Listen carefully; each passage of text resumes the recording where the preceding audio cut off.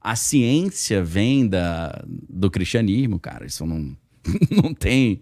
É meio óbvio, né? Não é por acaso surgiu na Europa, porque a Europa era cristã. Isso é muito óbvio não, na verdade, cara. Inclusive, me fala um pouco mais. Bora, pô. Porque o que acontece? A gente a humanidade viveu uma época chamada Idade das Trevas, Sim. que era dominado pela religião, pelo catolicismo, majoritariamente. Sim. E que que é a era da escuridão mesmo, assim, a gente não produzia ciência nessa época. Mas sabe o que é legal? O filósofo, ele chega assim e fala, você tem que rever tudo, né? Questionar tudo. Então, vamos lá, né? Quem que deu o nome de Era das Trevas? Fomos, sei lá. Entendeu? Eu vi na escola. Foi algum historiador, não foi? Foi. Você acha que esse historiador gostava da igreja ou não? Entendeu? Tá bom. Revisionismo histórico ao vivo aqui agora. Cara, se você pega tribos indígenas brasileiras, por exemplo, uma tribo, ela se chama de a tribo iluminada. O vizinho dela que odeia ela chama ela de comedores de rato. Tudo depende do ponto de vista. Sabe a tribo dos comedores de rato? Você fala, comedor de rato não me ofende, não. A minha tribo é a tribo dos iluminados por Deus. Não, mas eu conheci como comedor de rato. Porque você leu a história contada pelo meu inimigo. A história foi contada pelos inimigos do cristianismo. Isso atrapalha um pouco, né? Porra, então tu vai ter que me ajudar aí, então. Vou ter que ajudar pra caramba, cara. Cara, na Idade Média aconteceu, por exemplo, a Renascença Carolíngia. Renascença Carolíngia, sabe o que foi? A igreja chegou e falou, precisamos preservar o conhecimento. Precisamos treinar as pessoas a ter o conhecimento. Precisamos ensinar a cultura. Qual era o objetivo desses caras? Formar pessoas que tinham acesso a todo o conhecimento. Porra, quem que inventa esse negócio de biblioteca e tal? São as igrejas, meu irmão. Os caras que falam, pô, vamos guardar o conhecimento. Tinha os monges copistas, por exemplo. Exato, né? pô. E, cara, e se não fosse essa abordagem, a gente não teria hoje Aristóteles, Sócrates, Platão.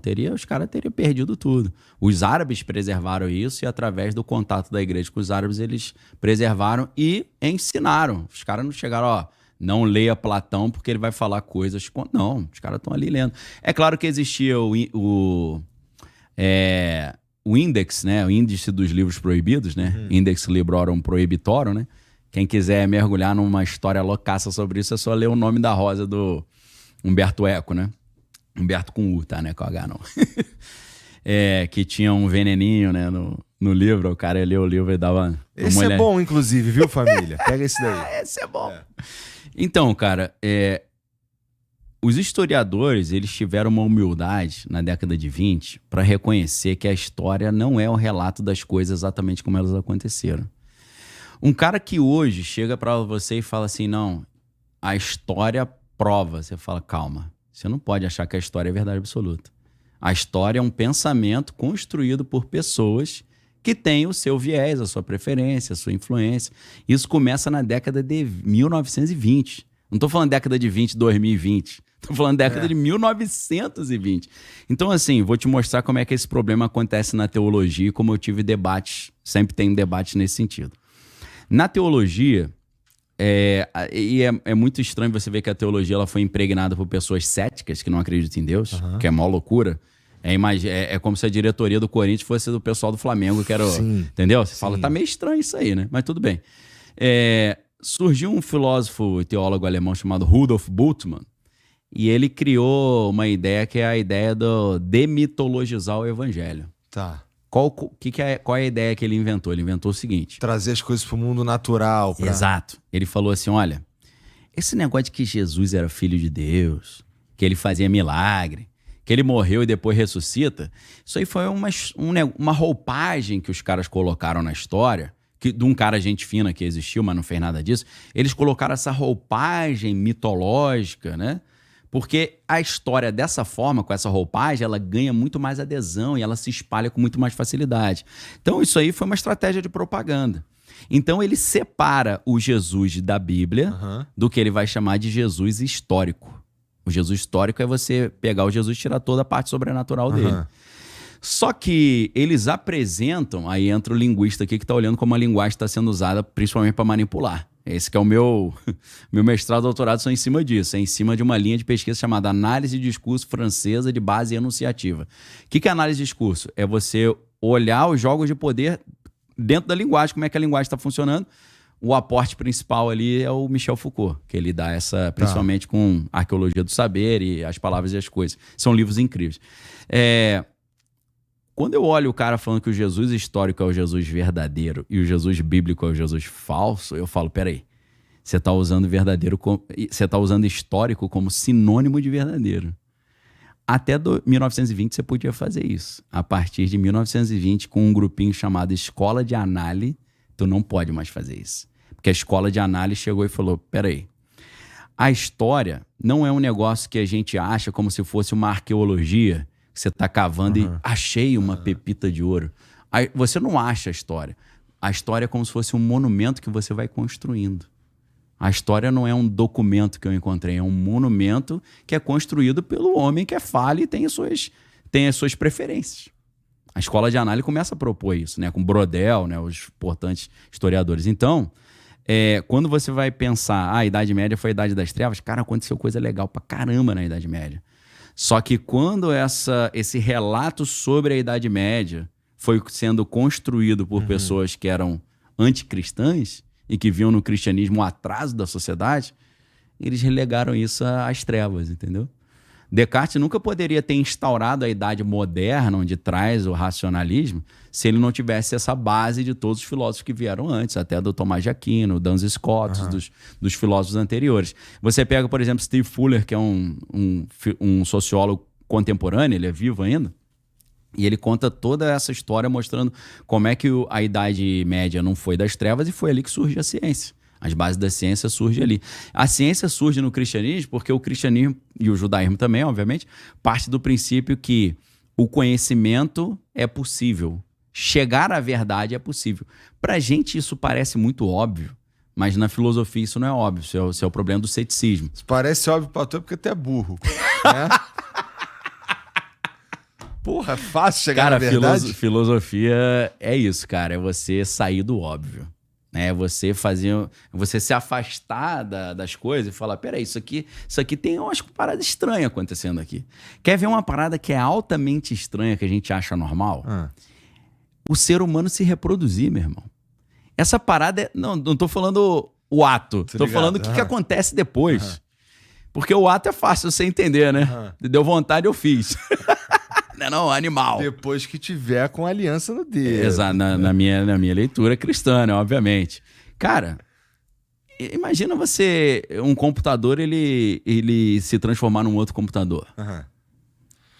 Eu tava pirando nisso aí, eu achei, nossa, caralho, preciso dormir aqui, olha só a pira que eu tô tendo. Mas é mesmo, assim. É uma loucura como isso. É que, assim, a gente é foda, a gente manda as paradas pra fora e tudo mais. Mas a gente não consegue assim, a gente consegue até a gente consegue fazer uns clones, né? Mas a gente não consegue criar um negócio do nada. Junto com um outro negócio, esses dois negócios de forma autônoma se juntam e fazem um terceiro negócio, que é a mistura dos dois. Então, já seria super impactante você ver um computador se reproduzir e construir um outro idêntico a ele, ou ele cruzar com o outro e nascer um que tem o melhor dos dois, que é o que acontece no corpo humano, né? A gente tem ali eu queria ser médico, né? Por isso que eu estudei um pouquinho de biologia, né? Tentei 3 vezes e não deu, fui ser médico de almas. Caraca! Tu gostou do Somebody Love? Dito isso, sábado lá na Bola de Neve. Sabadão. O evento sábado lá, pessoal, é um evento especial, é pago, tá? A gente não cobra pra entrar na igreja, mas é um evento pago que é a estrutura toda, que é o Avalanche, tá bom? Se você quiser participar, aproveita, é só você entrar lá no perfil no Instagram Flame Bola de Neve Flame Sede Oficial. Tem lá como é que você se inscreve. Mas assim, se você quiser ir domingo, culto manhã e noite aberto, tá? É porque eu tinha comentado com o Igor aqui nos bastidores, né? Médico de almas. Médico de almas. Não consegui ser médico do corpo, passei a ser médico. Mas de fato, a reprodução é um... Cara, é muito misterioso. Porque uma célula humana, ela é mais complexa que o computador inteiro. Sabe o que é maluco sobre essa história, né? No meu ponto de vista é o seguinte, cara, a gente consegue, com o conhecimento que a gente tem, explicar a reprodução cada etapa. A gente consegue mostrar o que acontece. O básico, pelo menos. Isso, não. Faz sentido. O ponto é, olha só o que acontece. Olha só, acontece, isso daqui assim isso causa isso. Agora, por que dá certo? Por que... Como é que a parada vai fazendo? Isso é muita loucura, meu irmão. Por quê? Porque você descobre que existe uma complexidade irredutível. Você pega o ser humano, aí o ser humano é composto de órgãos. Os órgãos são compostos de tecidos, tecido de célula. As células de organelas que estão dentro da célula. Daqui a pouco você está no átomo. Mas chega um momento, cara, que tem uma complexidade mínima, tu não consegue descer. Então o mundo, para ele ter começado, ele já começa com um nível de complexidade incrível. Não só a realidade como o nosso universo, mas a vida também. Então, cara, é realmente um negócio louco quando você imagina que a vida... Se eu falar a vida humana, né? Pra ficar mais fácil. Quando as células começam a fazer tudo sozinhas ali, né? Montar os tecidos, né? Aí vai as fases, né? Do óvulo ali, vira mórula, gástrula, blástula, neurula. Neurula é porque já vai fazendo as partes... Ele tá fazendo aquilo tudo sozinho. Por quê? É um código que está sendo executado. Houve uma programação. Assim como o computador tem uma tabela ASCII, tem um boot, e o boot é um negócio interessante pra caraca, né? Porque, assim, quem é da área de computação me corrige aí depois se eu estiver ensinando errado, mas uma coisa eu sei de fato. Boot é uma palavra que vem das histórias do Barão de Munchausen, ou Munchausen, né? Em alemão é Munchausen. O Barão de Munchausen tem uma história dele que tem um episódio que ele tem umas botas e ele puxa o cadarço da bota e sai voando, né? Você sai voando puxando o próprio cadarço.